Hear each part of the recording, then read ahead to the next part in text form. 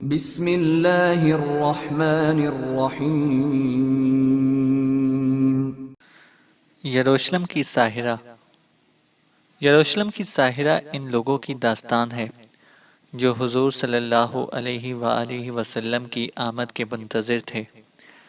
یہ نبطی عربوں کی عظیم تاریخ ہے جنہوں نے بیک وقت رومنوں، مصر کے حکمران گالس، یروشلم کے بادشاہ ہیروڈیس اور مشرق کے حکمران حدار بن حدار کو بدترین شکستیں دیں۔ یہ حسین و جمیل اور تاریخی لڑکی ہیرودیہ کا قصہ بھی ہے جس نے اپنے زہد شکن رقص کے انعام کے طور پر اللہ کے نبی یحییٰ علیہ السلام کا سر مانگا تھا۔ یہ اصحاب کہف کے اساطیری شہر رقیم کی کتھا بھی ہے۔ اس میں نبطیوں کے بادشاہ حارث کی ترکتاز بھی ہے۔ یروشلم کی ساحرہ میں قدیم سابی مذہب کی پوری تفصیل بھی ملے گی۔ یہ تاریخ کے مشہور ڈاکو براہا کی سرگزشت بھی دیے ہوئے ہے جو حضرت عیسیٰ علیہ السلام کے حادثات زندان میں رہا۔ غزیہ کی یروشلم کی ساحرہ زمانہ قبل اسلام کی وہ سرگزشت ہے جسے ایک دلچسپ کہانی کی صورت میں تاریخ کے اوراق سے قطرہ قطرہ کشید کیا گیا ہے۔ مصنف اسلم راہی M.A۔ قصر سے تھوڑا آگے جا کر اچانک حبیب بن عثمان کو کچھ خیال گزرا۔ اس نے اپنے گھوڑے کو روک دیا، پھر وہ اپنے ماموزاد علی کی طرف دیکھتے ہوئے کہنے لگا، علی میرے عزیز بھائی، اپنے نخلستان کا رخ کرنے سے پہلے میں اور سعید دونوں رقیم کے معبد کی طرف جانا پسند کریں گے۔ تم جانتے ہو کہ معبد کے بڑے پجاری کی بیٹی السار کو میں اور اس کی چھوٹی بیٹی راما کو سعید پسند کرتا ہے۔ میں اپنی ماں کے سامنے السار کا کئی بار ذکر کر چکا ہوں۔ اس کی خوبصورتی کے قصے بھی اپنی ماں کو سنا چکا ہوں۔ ہر بار میری ماں یہی کہتی تھی کہ میں السار کو لے کر نخلستان جاؤں۔ میری ماں اسے دیکھنا چاہتی ہے۔ میری ماں اسے میری بیوی کی حیثیت سے پسند بھی کر چکی ہے۔ اس بار رقیم شہر کی طرف آنے سے پہلے میں نے ماں سے وعدہ کیا تھا کہ میں السار کو لے کر اس کے پاس آؤں گا تاکہ میری ماں اسے دیکھ سکے۔ آؤ پہلے معبد کی طرف چلتے ہیں، اس موضوع پر السار سے گفتگو کرتے ہیں۔ اس کی چھوٹی بہن راما جو ہمارے بھائی سعید کو پسند کرتی ہے، اگر وہ بھی السار کے ساتھ ہمارے نخلستان جانا پسند کرے تو اسے بھی ساتھ لے کر جائیں گے تاکہ ہمارے اہل خانہ السار کے ساتھ راما کو بھی دیکھ لیں، اس لیے کہ راما اور سعید ایک دوسرے کو پسند کرتے ہیں اور میں چاہوں گا کہ یہ دونوں بھی رشتہ ازدواج میں منسلک ہوں۔ علی جو سعید سے بڑا تھا، اس نے حبیب بن عثمان کی اس گفتگو سے اتفاق کیا۔ پھر تینوں رقیم شہر کے بڑے معبد کی طرف ہو لیے۔ معبد کے دروازے کے قریب پہنچ کر تینوں رک گئے، اپنے گھوڑوں سے اترے اور پھر حبیب نے علی کی طرف دیکھتے ہوئے کہنا شروع کیا، علی تم گھوڑوں اونٹوں کے ساتھ یہیں رہو، میں اور سعید معبد کے اندر جاتے ہیں، السار اور راما سے مل کر آتے ہیں، دیکھتے ہیں کہ وہ کیا جواب دیتی ہیں۔ علی منہ سے کچھ نہ بولا، اسبات نے گردن ہلا دی۔ اس پر حبیب اور سعید دونوں رقیم کے اس بڑے معبد میں داخل ہو گئے۔ معبد میں داخل ہونے کے بعد وہ تھوڑی ہی دور گئے تھے کہ سامنے کی طرف سے ایک ڈھلی ہوئی عمر کا شخص آتا دکھائی دیا۔ اسے دیکھتے ہی حبیب نے سعید کی طرف دیکھتے ہوئے کہنا شروع کر دیا، سعید سامنے کی طرف سے السار اور راما کا باپ اور معبد کا بڑا پجاری ایرخ آ رہا ہے۔ یہ خود بھی اس بات کو پسند کرتا ہے کہ میں السار اور تم راما کو پسند کرتے ہو۔ میرے خیال میں ہم دونوں اگر انہیں اپنانا چاہیں تو ایرخ کو کوئی اعتراض نہ ہوگا، اس لیے کہ کئی مواقع پر میں دیکھ چکا ہوں کہ ایرخ اپنی پسندیدگی کا اظہار کر چکا ہے۔ جواب میں سعید کچھ نہ کہہ سکا، اس لیے کہ آگے چلتے ہوئے وہ ایرخ کے قریب پہنچ گئے تھے۔ ایرخ نے بہترین انداز میں ان کا استقبال کیا، پرجوش انداز میں دونوں سے مصافحہ کیا۔ ان دونوں کو مخاطب کرتے ہوئے ایرخ کچھ کہنا چاہتا تھا کہ حبیب نے اسے مخاطب کیا، محترم اگر آپ اجازت ہو تو کیا میں اور سعید دونوں السار اور راما سے مل سکتے ہیں؟ ایرخ کے چہرے پر خوشگوار سی مسکراہٹ نمودار ہوئی، پھر خشکن انداز میں کہنے لگا، عثمان کے بیٹے، السار اور راما سے ملنے کے لیے میں نے تمہیں کبھی بھی منع نہیں کیا۔ میں جانتا ہوں کہ تم دونوں انہیں پسند کرتے ہو۔ وہ دونوں بازار گئی ہوئی ہیں، ابھی آتی ہیں تو تم دونوں ان سے مل سکتے ہو۔ یہ تم دونوں کے لباس بوسیدہ کیوں ہو رہے ہیں؟ ایرخ کے ان الفاظ پر حبیب اور سعید دونوں خوش ہو گئے۔ پھر حبیب ایرخ سے کہنے لگا، یہ ایک لمبی داستان ہے، فرصت میں بیٹھ کر آپ سے کہوں گا۔ یوں جانیں کہ ہم ایک مصیبت سے ہو کر گزرے ہیں، میں اور میرا بھائی سعید اتنی دیر تک آپ کے معبد کے اندرونی حصے کا جائزہ لیتے ہیں۔ اس طرح وقت بھی گزر جائے گا اور شاید اتنی دیر تک السار اور راما بھی آ جائیں۔ ایرخ نے مسکراتے ہوئے اپنی گردن ہلا دی، جس پر حبیب اور سعید بھی مسکراتے ہوئے معبد کے اندرونی حصے کی طرف چل پڑے۔ جب وہ معبد میں داخل ہوئے تو انہوں نے دیکھا کہ اندر بت ہی بت پڑے ہوئے تھے۔ سب سے پہلے دائیں جانب نبتیوں کے سب سے بڑے دیوتا ذوالشرح کا بت تھا۔ یہ دراصل نبتیوں کا سورج دیوتا تھا، جس کی پرستش پتھر کی ایک بلند لاٹ یا ان گھڑے چار گوشہ پتھر کی شکل میں کی جاتی تھی۔ حال ہی میں ایک نبتی معبد کے کھنڈرات دریافت ہوئے ہیں، جو بحر لوت کے جنوب مشرق میں خربتہ التنور کے نام سے مشہور تھا۔ یہ پہلی صدی عیسوی میں بنا تھا۔ اصل معبد سادہ صندوق کی شکل کا تھا اور اسے کعبے سے مشابہ تھا۔ دوسرے نمبر پر لات کا بت تھا۔ لات کے معنی گھومنے کے ہیں۔ کہتے ہیں عرب میں ایک شخص زمانہ حج میں ایک چٹان پر بیٹھ کر ستو گھول گھول کر حاجیوں کو پلایا کرتا تھا۔ اس کے مرنے کے بعد لوگوں نے اسی چٹان کو پوجنا شروع کر دیا اور اس کا نام لات یعنی گھومنے والا رکھ لیا۔ کچھ دوسرے گروہوں نے لات کے معنی پھیرنے والے کے بھی لیے ہیں۔ وہ لات سے مصیبتوں کے پھیرنے کا کام لیتے ہیں۔ اس سے آگے العزا دیوی کا بت تھا۔ العزا کے معنی غلبہ کے ہیں، یعنی بہت غالب آنے والی دیوی۔ یہ قریش کی بھی دیوی تھی۔ غالباً یہی سبب ہے کہ جنگ احد میں جب مسلمانوں کو کفار کے ہاتھوں ذکر اٹھانا پڑی تو کوہ احد پر چڑھ کر ابو سفیان نے مسلمانوں کو مخاطب کرتے ہوئے کہا، ہماری طرف العزا ہے اور تمہاری طرف العزا نہیں ہے۔ اس پر حضور صلی اللہ علیہ وسلم کے کہنے پر فاروق اعظم رضی اللہ تعالی عنہ نے کفار کو مخاطب کرتے ہوئے کہا کہ اللہ تمہارا آقا ہے، تمہارا کوئی آقا نہیں۔ اس کے آگے منات کا بت تھا۔ کچھ لوگوں کا کہنا ہے کہ یہ قربانی کی دیوی تھی۔ دوسرے لوگوں کا کہنا ہے کہ تقدیر اور موت کی دیوی تھی۔ اگلے حصے میں بال دیوتا کا بت تھا، جو قریش کا معبود اعظم بھی تھا۔ اس کی انسان کی سی مورت تھی، عقیقے سرخ سے بنایا گیا تھا۔ شام اور اسرائیل کے بت حبل سے ملتا جلتا تھا۔ بال کا وہ بت جو خانہ کعبہ میں رکھا ہوا تھا اور جو قریش کے ہاتھ لگا تھا، اس کا اپنا بازو ٹوٹا ہوا تھا۔ قریش کو شاید یہ اسی حالت میں ملا تھا۔ انہوں نے سونے کا ہاتھ بنوا کر لگوا دیا تھا۔ حبل کی جو شکل تھی یہی یہودیوں کے بال کی بھی تھی۔ فرق صرف یہ تھا کہ بال سارا سونے کا تھا۔ بال جو خانہ کعبہ میں نصب تھا، خالی کے پانسے اس کے سامنے ڈالے جاتے تھے۔ حبل سے آگے ود کا بت تھا۔ ود عربی میں محبت کو کہتے ہیں، اس لیے یہ محبت کا دیوتا تھا۔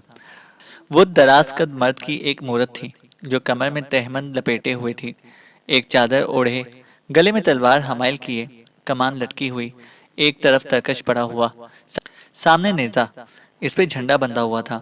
یہی شکل آسمان پر ستارہ جبار کی بھی ہے۔ ود سے آگے سوا تھا۔ سوا کی شکل عورت کی تھی۔ آسمان میں مرات، سلسلہ ذات الکرسی وغیرہ کی شکلیں ہیں۔ سوا کا بت انہی شکلوں سے ملتا جلتا تھا۔ سوا سے آگے یاغوس تھا۔ یاغوس کے معنی فریاد رس کے ہیں۔ اس کی شکل شیر کی سی تھی اور یہ ستارہ اسد کی نمائندگی کرتا تھا۔ ایک فریاد رس اور مددگار کی مورت شیر سے بہتر کیا خیال کی جاتی ہے۔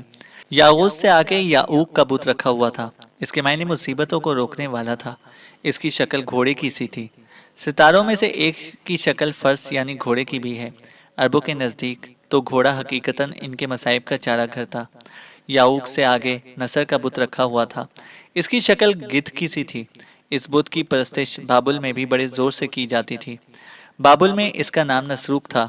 بابل کی کھدائی کے دوران جو سنگی مورت اس بت کی ملی ہے، اس کی شکل گدھ کی سی ہے۔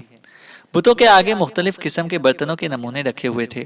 دراصل نبتیوں نے مندر، مقبرے اور دوسری عمارتیں کچھ اسی طرح بنوائی تھیں کہ وہ دنیا کے لیے حیرت کا باعث بنی۔ انہوں نے ایک نیا فن تعمیر جاری کیا، یعنی وہ پہاڑوں کو کاٹ کاٹ کر تراش کر عمارتیں بنایا کرتے تھے۔ ان کے مکانوں کی چھتیں محراب دار ہوتی تھیں۔ آرائش کے سلسلے میں وہ استرکاری سے کام لیتے تھے۔ استرکاری کا فن ان کے ہاں عراق اور ایران سے منتقل ہوا تھا۔ مذہب اور سنگ تراشی میں پیٹرا کے باشندے ان شہروں کے باشندوں سے زیادہ قریب تر تھے جو صحرا کے حاشیہ میں واقع تھے، جیسے تدمر اور دیگر قریبی شہر۔ مزید یہ کہ یونانی نمونے دیکھ کر نبتیوں نے مٹی کے ظروف کی ایک ایسی طرز ایجاد کی جو اس خطے میں بہترین مانی گئی۔ ان کی پیالیوں، پرچوں، کعبوں، سراہیوں کی جو باقیات کھدائی کے دوران ملی ہیں وہ حیرت انگیز حد تک نفیس ہیں۔ موٹائی میں یہ انڈے کے چھلکے سے زیادہ نہ ہوں گے اور ان پر بہت اعلیٰ کام ہوتا تھا۔ ہر قسم کی طروف کھدائی کے دوران ملے ہیں، مثلاً سادہ، روغنی، دندانہ دار، نقاشی والے۔ ان کے لیے سرخی مائل مٹی تیار کی جاتی تھی۔ یروشلم میں مشرقیات کی چھان بین کے لیے امریکیوں نے جو ادارہ قائم کر رکھا ہے، اس کے ماہرین آثار قدیمہ نے اقبا سے بحر لود کے شمالی سرے کے درمیان 500 ایسے مقامات دریافت کیے ہیں جو نبطیوں سے منسوب تھے۔ فنکاری، تعمیرات، انجینئرنگ، غالباً ادبیات اور مٹی کے ظروف کی ساخت میں نبطی اعلیٰ اوصاف کے مالک تھے۔ انہیں تاریخ کی بہترین قوموں میں شمار کیا جاتا تھا۔ وہ ان تمام قافلوں کے منتظم تھے جنہیں مشرق قدیم کے تجارتی جسم میں خون کی نلیوں کی حیثیت حاصل تھی۔ وہ ایک ایسے شہر کے معمار تھے جو انسانی فنون کی تاریخ میں اپنی مثال آپ تھا۔ انہوں نے ایسی جگہوں پر بند اور نہریں بنائیں جہاں پانی بالکل ناپید تھا۔ آج کل ان نلیوں کی نمائندگی وہ بدو کرتے رہے ہیں جو انہی جگہوں پر صحرا نوردی کرتے ہیں جہاں ان کے اسلاف زمانہ ماضی میں عروج پر تھے۔ وہیں خیمے لگاتے ہیں جہاں گلابی رنگ کا شہر رقیم اتنا پرانا ہے کہ اس کی عمر تاریخی دور کے نصف تک ضرور پہنچتی ہے۔ حبیب اور سعید دونوں بتوں کے بعد انہی ظروف کا جائزہ لے رہے تھے کہ پیچھے سے کسی نے ان دونوں کو پکارا، آپ لوگ کب آئے؟ حبیب اور سعید نے مڑ کر دیکھا تو السار اور راما دونوں بہنیں ان کے سامنے کھڑی تھیں۔ السار خوب دراز قد اور انتہا درجے کی خوبصورت تھی۔ اس کے ہونٹ ادھ کھلی کلیوں کے سے تھے، چہرہ شگفتہ پھول کا سا سما پیدا کر رہا تھا۔ اس کے گالوں کے گلاب، گدرایا بدن، اس کا الہڑ شباب اسے ایک حادثے سے قیامت بنائے ہوئے تھا۔ وہ حبیب بن عثمان کی طرف کچھ اس انداز میں بڑھی تھی جیسے شاخ گلاب پر چاند کی ان گنت کلیاں رقص کنا ہو گئی ہوں۔ اس سمے اس کے چہرے پر ہلکا در ہلکا اترتے دھنک کے رنگ تھے۔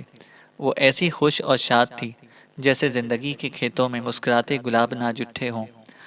جس وقت اس نے حبیب بن عثمان کو آواز دے کر پکارا تھا، یوں لگا تھا جیسے ویران اور لکودک صحرا میں نغمہ و صوت ناموس سے انداز میں ایک دوسرے سے بغلگیر ہو گئے ہوں۔ حبیب اور سعید دونوں مڑے، وہ بھی چند قدم آگے بڑھے، السار اور راما کے پاس آن کھڑے ہوئے۔ پھر حبیب نے السار کو مخاطب کیا، السار، میں ایک انتہائی اہم موضوع پر تم سے گفتگو کرنے آیا ہوں، کیا تم ہمارے ساتھ اپنے دیوان خانے میں نہ چلو گی؟ اس پر السار نے مسکراتے ہوئے کہا، کیوں نہیں، آؤ میرے ساتھ۔ حبیب السار کے ساتھ ہو لیا تھا۔ اس موقع پر راما سعید کے قریب ہو گئی اور سرگوشی کے سے انداز میں اسے مخاطب کر کے کہنے لگی، کیا کوئی غیر معمولی گفتگو ہونے والی ہے؟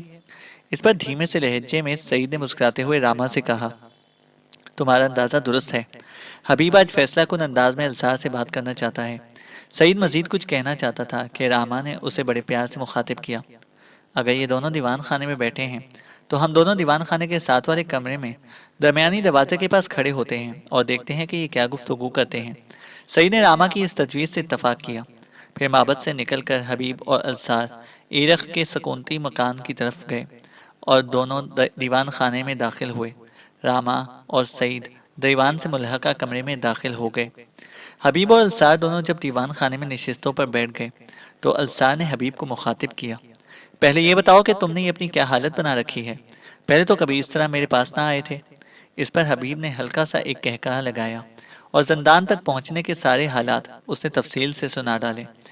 ساتھ والے کمرے میں سارے حالات اس کی چھوٹی بہن راما نے بھی سن لیے۔ وہ بھی عجیب سے انداز میں سعید کی طرف دیکھ رہی تھی۔ حبیب جب خاموش ہوا تب السار نے اسے مخاطب کیا، اب کہو کیا کہنا چاہتے ہو؟ حبیب کچھ دیر کے لیے خاموش رہا، سوچتا رہا، پھر اس نے چند ثانیوں کے لیے اپنی نگاہیں السار کے چہرے پر گاڑ دی۔ پھر اس کی آواز کمرے میں گونج گئی، السار، تمہارا باپ بھی جانتا ہے کہ میں تمہیں پسند کرتا ہوں اور میرا ماموں ذات سعید تمہاری چھوٹی بہن راما سے محبت کرتا ہے۔ السار، تم میرے دل کے ویران شہر میں جوان جذبے بکھیرتا ایک نغمہ ہو، میرے سینے کے آتش فشاں میں فطرت کے گیتوں کی خنکی ہو۔ میں چاہتا ہوں تمہیں میں اپنی زندگی کا ساتھی بناؤں۔ جب کبھی بھی میں رقیم شہر میں آتا رہا ہوں، تم سے ملنے کے بعد واپس اپنے نخلستان کی طرف جاتا تھا تو میں گھر جا کر اپنی ماں سے تمہاری تعریف کیا کرتا تھا۔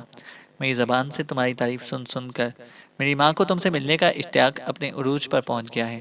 اس بار جب میں آیا تو اس نے تاکیداً مجھے کہا کہ میں تمہیں اپنے ساتھ لے کر آؤں۔ زندان سے نکل کر میں سیدھا تمہارے پاس آ رہا ہوں۔ میں چاہتا ہوں کہ تم میرے ساتھ چلو۔ میری ماں تمہیں دیکھ کر بڑی خوش ہوگی۔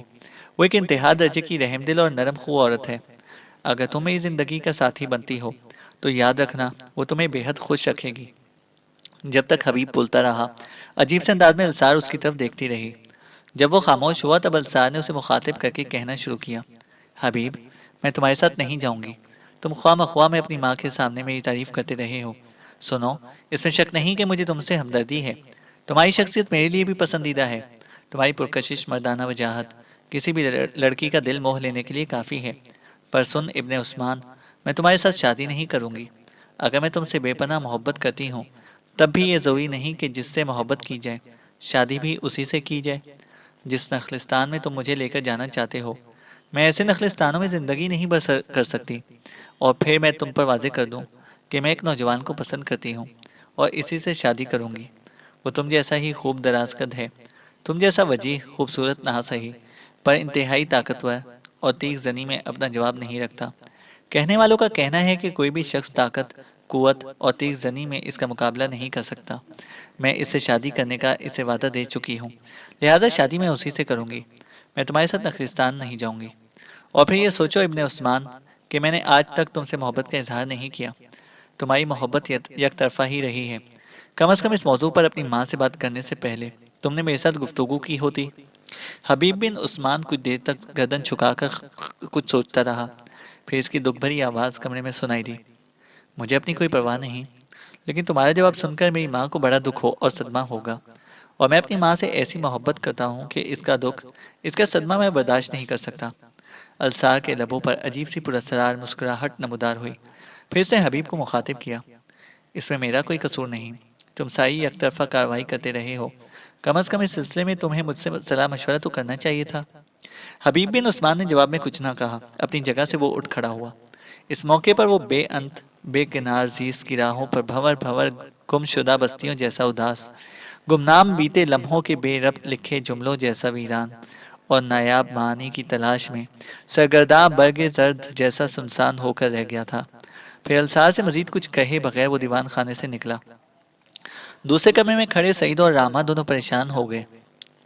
سعید نے راما کو مخاطب کیا، راما، جو جواب السار نے میرے بھائی حبیب کو دیا ہے، کیا تم بھی مجھے ایسا ہی جواب دو گی؟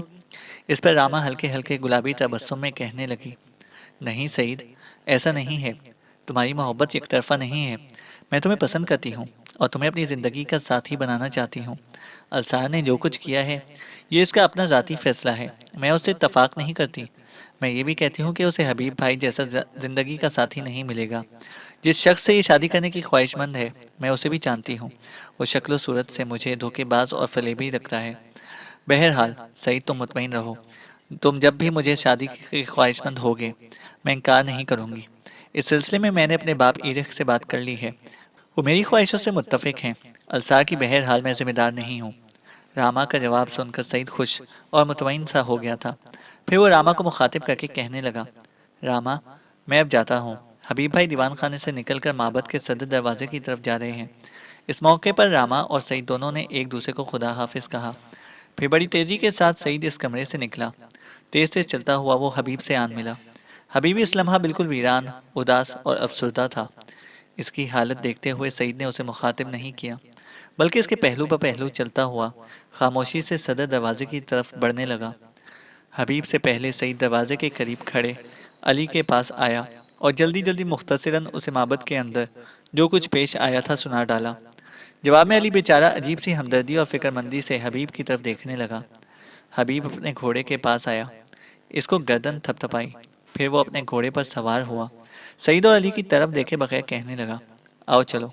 علی نے جلدی جلدی ایک اونٹ کی نکیل دوسرے کے کجاوے سے باندھ دی، پھر پہلے اونٹ کی نکیل اپنے گھوڑے کی زین سے باندھ دی، پھر وہ وہاں سے کوچ کر گئے۔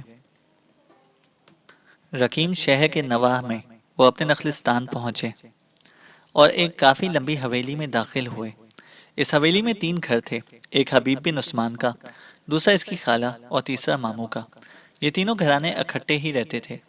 جو ہی وہ اس حویلی میں داخل ہوئے، ایک لڑکی جو حبیب کی خالہ زاد تھی، جس کا نام عبیرہ تھا اور جو علی کی منگیتر تھی، بھاگتی ہوئی ایک سمت سے آئی، حبیب سے بغل گیر ہوئی، پھر وہ پھوٹ پھوٹ کر رونے لگی۔ آہستہ آہستہ اس کا رونا دھاڑوں میں بدل گیا۔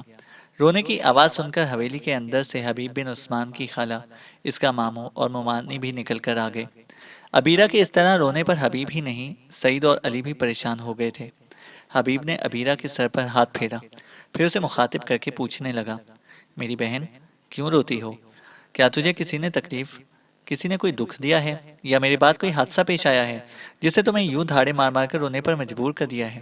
حبیب بن عثمان کے ان الفاظ پر ابیرہ تھوڑا سا سنبھلی، حبیب سے علیحدہ ہوئی، پھر روتی بین کرتی آواز میں اس نے حبیب سے کہا، اے میرے بھائی، آپ سب کی غیر موجودگی میں ہم پر قیامت گزر گئی۔ چند ہفتے پہلے رات کے وقت کچھ لوگ ہم پر حملہ آور ہوئے، انہوں نے خالو کو قتل کر دیا، خالہ کی آنکھوں میں سلائیاں پھیر کر اسے اندھا کر دیا، ماموں بھی ان کے ہاتھوں زخمی ہو گئے۔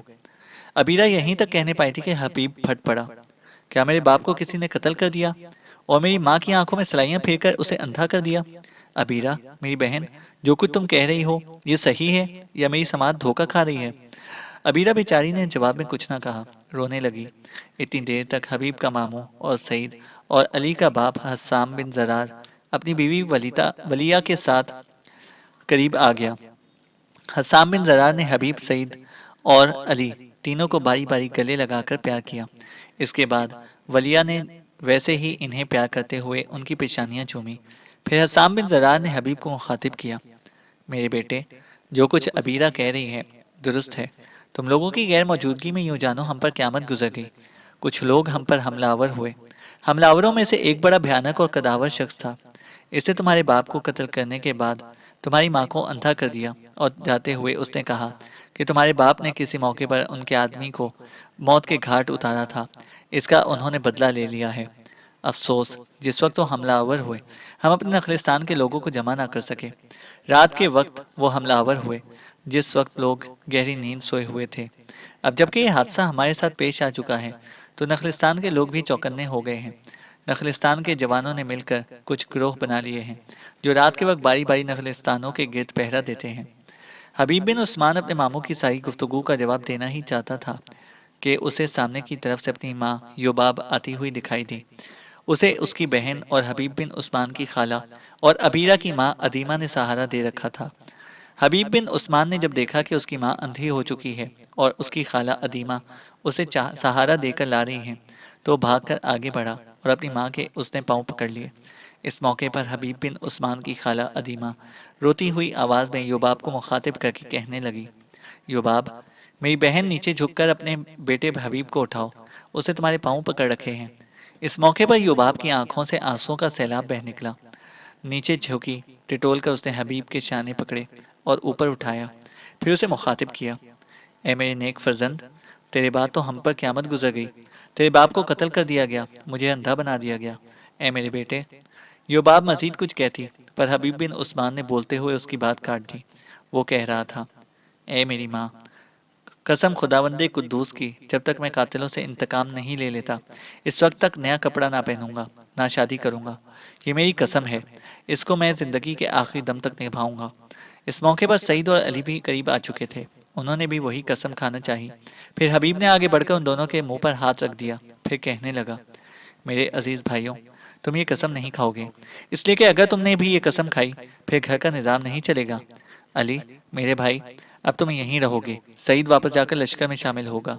تھوڑی دیر تک خاموشی رہی۔ اس کے بعد حبیب بن عثمان نے اپنی ماں کی طرف دیکھتے ہوئے کہنا شروع کیا، اے میری ماں، غم نہ کرنا، کسی نئے دکھ میں اپنے آپ کو مبتلا نہ کرنا۔ دشمنوں نے جو ہمارے ساتھ مرگ و زیست کا خونی تماشا بنایا ہے، اے میری ماں گواہ رہنا، میں ہر شے کو چاٹتی سرد مہری کی ہواؤں کی طرح ان کا تعاقب کروں گا۔ بند گلیوں کی تاریکی اور اندھیروں کے بھنور میں انہیں روک کر ان سے اپنا انتقام لوں گا۔ اے میری ماں، زندگی کی طویل راہ گزر پر میں ان قاتلوں کے لیے قضا کا سرطان بنوں گا۔ ان کے گروہ، ان کی عداوت، ان کے تعصب کے اندر تشنگی کے سرطان کھڑے کرتا چلا جاؤں گا۔ اے میری ماں، ان حملہ آوروں نے اگر میرے ستارے نگاہ میں ریت ہی ریت، میرے کریہ جان میں درد ہی درد بھر دیا ہے، اگر انہوں نے میرے مامن حیات کو کرب خیزی اور میرے باپ کی موت، میری ماں کی بینائی سے محرومی کو میرے اعصاب کا عذاب بنایا ہے، تو کتنے ہی شورا پرست جنگجو نہ ہوں، میں وقت کی آندھیوں کے غبار میں طوفانی سوزش کی طرح ان کا تعاقب کروں گا۔ میرے خداوند نے چاہا تو شاہراہ حیات کے چوراہوں پر انہیں کھڑا کر کے ان کی شیطنیت کے سارے رنگ اتار دوں گا۔ کچھ دیر تک خاموشی رہی۔ اس کے بعد حبیب بن عثمان نے اپنے ماموں حسام بن زرار کی طرف دیکھتے ہوئے کہنا شروع کیا، ماموں مجھے ذرا میرے باپ کی قبر پر لے چلیں۔ اس پر حسام چپ چاپ ایک طرف چل دیا، سارے لوگ اس کے پیچھے ہو لیے، قبرستان میں داخل ہوئے اور حبیب بن عثمان کے باپ کی قبر پر جا کھڑے ہوئے۔ کچھ دیر تک کھڑے ہو کر سب دعا مانگتے رہے۔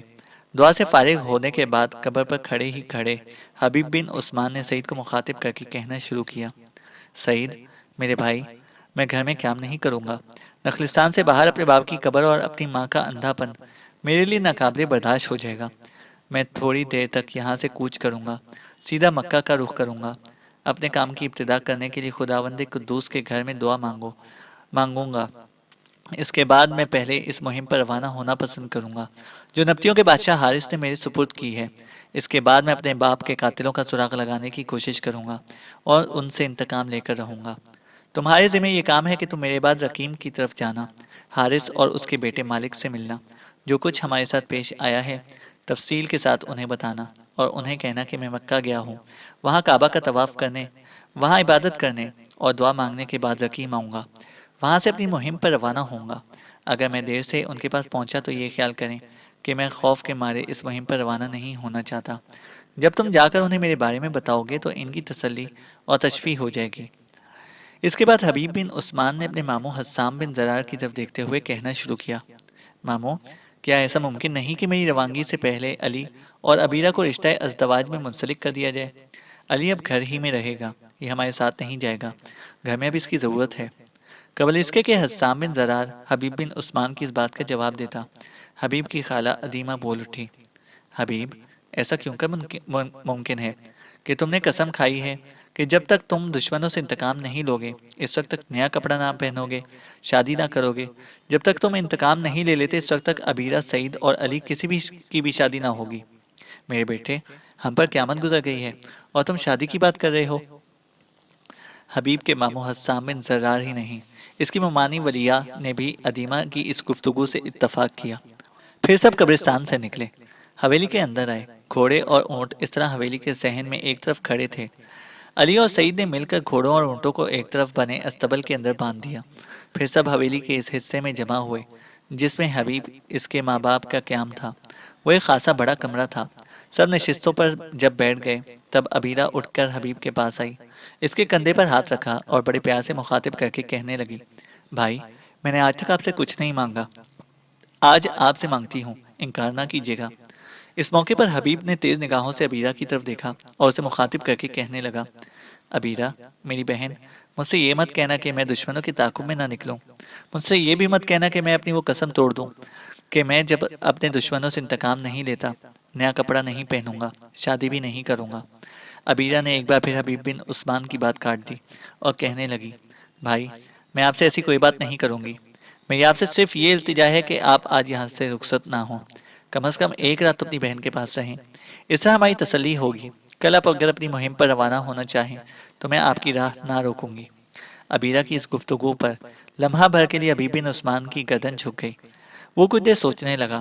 عبیرہ نے پھر اسے مخاطب کیا، میرے بھائی میری دل شکنی مت کرنا، اگر آپ نے میری بات نہ مانی اور یہاں سے رخصت ہونا چاہا تو یاد رکھیے گا میں دروازے پر کھڑی ہو جاؤں گی اور آپ کو نہیں جانے دوں گی۔ عبیرہ کی اس گفتگو سے شکووں بھرے انداز میں حبیب نے اس کی طرف دیکھا اور کہنے لگا، اچھا میری بہن، میں رات یہاں رہوں گا، اگلے روز صبح ہی صبح یہاں سے کوچ کر جاؤں گا۔ حبیب کا جواب سن کر جہاں عبیرہ خوش ہو گئی تھی وہاں دیگر لوگوں کے چہرے پر بھی پسندیدگی کا ہلکا سا تبسم تھا۔ اس موقع پر حبیب بن عثمان کی ماں یباب نے اسے مخاطب کیا، اے فرزند نیک ہو، جب تو یہاں سے رخصت ہوا تھا تو نے مجھ سے وعدہ کیا تھا کہ تو انصار کو میرے پاس لائے گا۔ جب بھی تو رقیم شہر کی طرف گیا اور لوٹا تو نے ہمیشہ انصار کی خوبصورتی کی تعریف کی۔ تمہاری اسی تعریف نے میرے اندر انصار کو دیکھنے کا ایک جذبہ پیدا کر دیا تھا۔ میں یہ امید لگائے بیٹھی تھی کہ تم انصار کو اپنے ساتھ لاؤ گے، لیکن میں دیکھتی ہوں کہ وہ تمہارے ساتھ نہیں ہے، تم اسے کیوں نہیں لے کر آئے؟ اپنی ماں یباب کی اس گفتگو پر حبیب بن عثمان کے چہرے اور آنکھوں میں دور دور تک اداسیاں اور سنسانیاں رقص کرنے لگی تھیں۔ تھوڑی دیر تک عجیب سے جذبے میں وہ اپنی ماں کی طرف دیکھتا رہا، پھر اسے مخاطب کیا، ماں الصار اب کبھی اس گھر میں نہیں آئے گی۔ میں نے اس سلسلے میں اس سے گفتگو کی تھی، وہ میرے ساتھ شادی نہیں کرنا چاہتی، وہ کسی اور کو پسند کرتی ہے اور اس کا گھر آباد کرنا چاہتی ہے۔ حبیب یہیں تک کہنے پایا تھا کہ اس کے ماموں حسام بن زرار نے اس کی بات کاٹ دی اور بولا، ہم سب کتنے نادان، احمق اور بیوقوف ہیں کہ ابھی تک تم تینوں سے یہ نہیں پوچھا کہ تم لگاتار 1 ماہ تک کہاں رہے، اور پھر تم تینوں کے کپڑوں پہ پیوند کیوں لگے ہوئے ہیں۔ جواب میں سعید نے زندان تک جانے کا جو حادثہ پیش آیا تھا وہ تفصیل کے ساتھ سنا دیا۔ اس پر ایک بار پھر سب فکر مند ہو گئے۔ اس کے بعد سعید نے اس مہم کی تفصیل بھی بتا دی جو حارث اور اس کے بیٹے مالک نے حبیب بن عثمان کو سونپی تھی۔ اس دوران حبیب کچھ سوچتا رہا، پھر اپنے ماموں حسام بن زرار کی طرف دیکھتے ہوئے کہنے لگا، ماموں، جب دشمن حملہ آور ہوئے تو وہ کتنے تھے؟ ان کا تعلق کس گروہ سے تھا، تاکہ میں جانوں کہ وہ کون لوگ تھے اور ان کا تعاقب کرنے میں مجھے آسانی رہے۔ حسام بن زرار بیچارے کی مایوسی میں گردن جھک گئی، پھر اس کی کپکپاتی ہوئی آواز سنائی دی، بیٹے، کچھ پتہ نہیں وہ کون لوگ تھے، تاہم ان کی تمہارے باپ سے کوئی پرانی دشمنی تھی جس کا انہوں نے انتقام لیا۔ تعداد میں وہ کافی تھے۔ رات کے وقت جب وہ حملہ آور ہوئے تو ابیرہ تمہاری ماں کے پاس سوئی ہوئی تھی۔ جب قاتلوں نے اپنی کارروائی شروع کی تو یہ ایک مسحری کے نیچے چھپ گئی۔ اس نے قاتلوں کی ساری کارروائی کو دیکھا۔ کمرے میں جلتی مشعل کی روشنی میں اس نے ان قاتلوں میں سے ایک کا حلیہ بھی اپنے ذہن میں محفوظ کر لیا۔ ان الفاظ پر حبیب بن عثمان چونکا اور ابیرہ کی طرف دیکھا۔ ابیرہ، میری بہن، جس قاتل کا تم نے حلیہ محفوظ کیا ہے ذرا اس کا حلیہ تو کہو، ہو سکتا ہے کہ کبھی اس حلیے ہی سے میں اسے پہچان کر اس سے اور اس کے ساتھیوں سے انتقام لینے میں کامیاب ہو جاؤں۔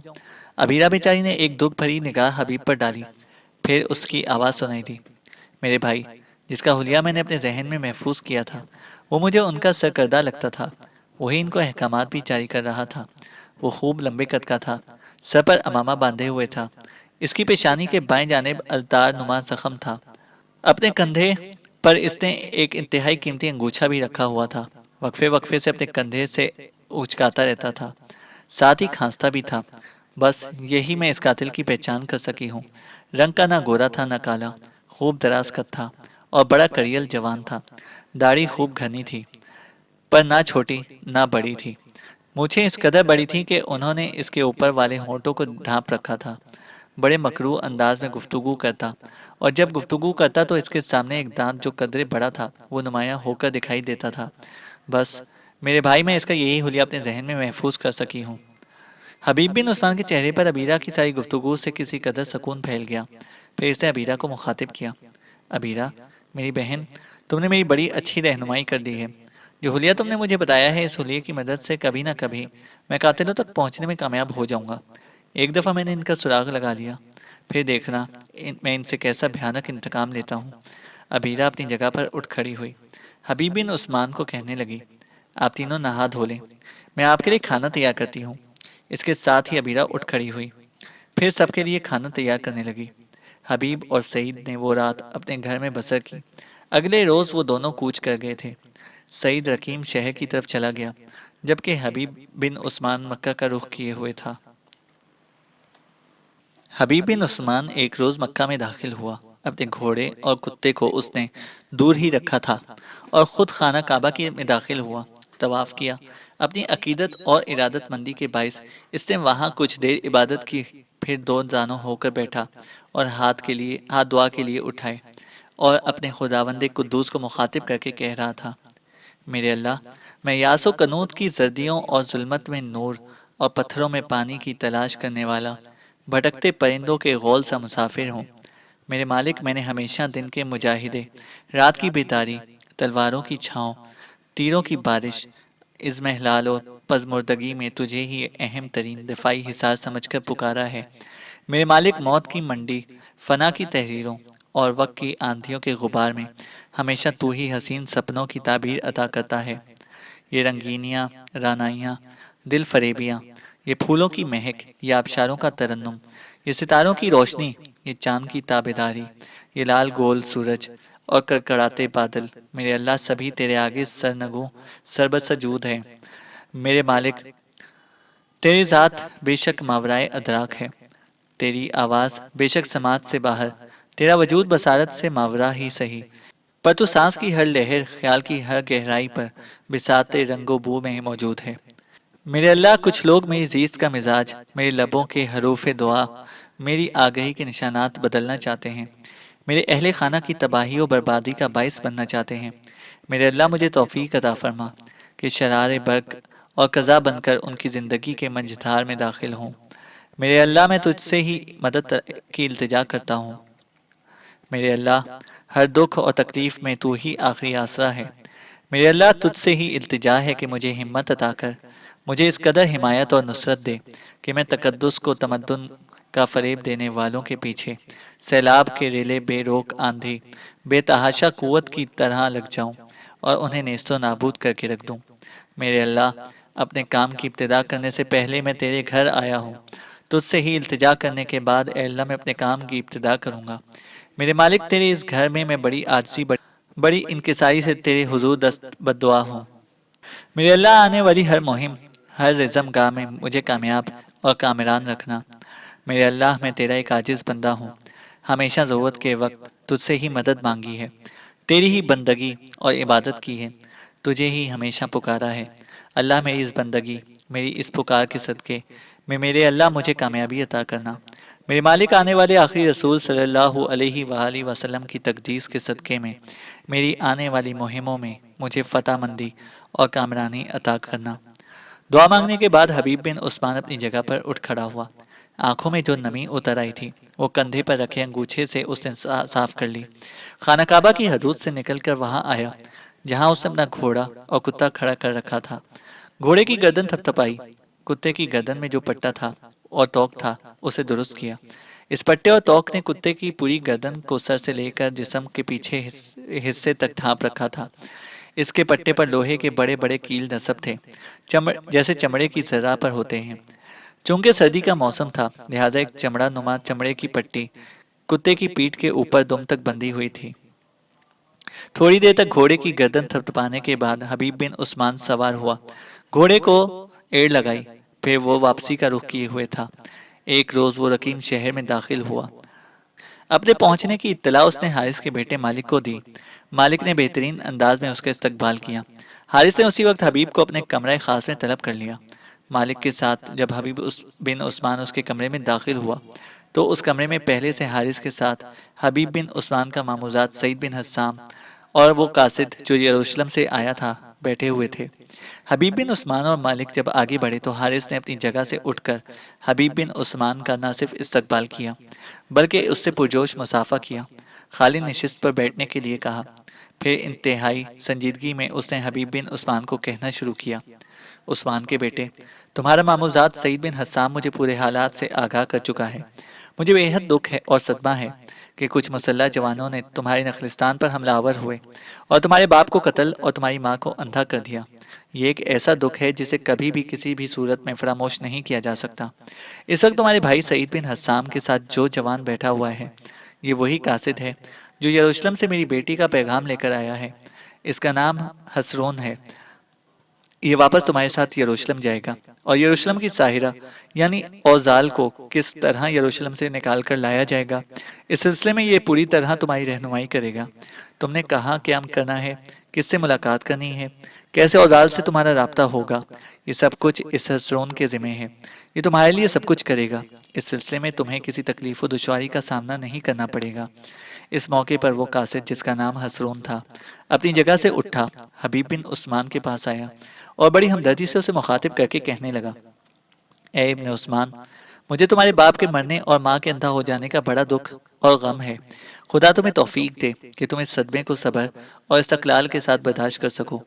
جواب میں بڑی اپنائیت میں حبیب بن عثمان نے حسرون کا شکریہ ادا کیا، اس کی پیٹھ تھپ تھپائی۔ اتنے میں حارث نے پھر حبیب بن عثمان کو مخاطب کیا، میرے عزیز، تم کب تک یہاں سے یروشلم کی طرف کوچ کرنا پسند کرو گے؟ حارث کے اس سوال پر حبیب بن عثمان نے کچھ سوچا، اس کے بعد حارث کی طرف دیکھتے ہوئے کہا، میں آج ہی یروشلم کی طرف کوچ کرنا چاہتا ہوں۔ اس مہم سے فارغ ہونے کے بعد میں اپنے باپ کے قاتلوں کی تلاش میں نکلنا چاہوں گا۔ حارث نے حبیب بن عثمان کی تجویز سے اتفاق کیا، پھر اپنے بیٹے کو حکم دیا کہ حبیب بن عثمان اور حسرون کے کوچ کی تیاری کرے اور انہیں مکمل زاد راہ اور دوسری ضروریات کی چیزیں مہیا کرے۔ پھر اس نے حبیب بن عثمان کو مخاطب کیا، ابن عثمان، تمہارے ماموزاد بھائی سعید بن حسام کو ہم نے اپنے لشکر میں شامل کر لیا ہے۔ اسے ایک عمدہ سلاح کا عہدہ دیا گیا ہے۔ اس کی خواہش کے مطابق مستقر میں اسے رہائش بھی مہیا کر دی گئی ہے۔ اس نے وہاں اپنا قیام کر لیا ہے۔ میں نے اپنے بیٹے کو سمجھا دیا ہے کہ یہ تمہارے کوچ کی تیاریاں کرنے کے بعد تمہیں الوداع کہے گا۔ اس کے ساتھ ہی حارث وہاں سے اٹھ کر چلا گیا۔ مالک بھی اپنی جگہ پر اٹھ کھڑا ہوا۔ سعید بھی کھڑا ہو گیا۔ حبیب بن عثمان اور حسرون دونوں کو انہوں نے اپنے ساتھ لیا۔ تھوڑی دیر بعد حبیب بن عثمان اور حسرون رقیم سے یروشلم کی طرف کوچ کر گئے تھے، جبکہ سعید رقیم کے مستقر کی طرف چلا گیا تھا جہاں اس کا قیام تھا۔ چینل کو سبسکرائب کریں اور بیل آئیکن کو پریس کریں تاکہ ہماری ہر اپڈیٹ آپ کو بر وقت مل سکے۔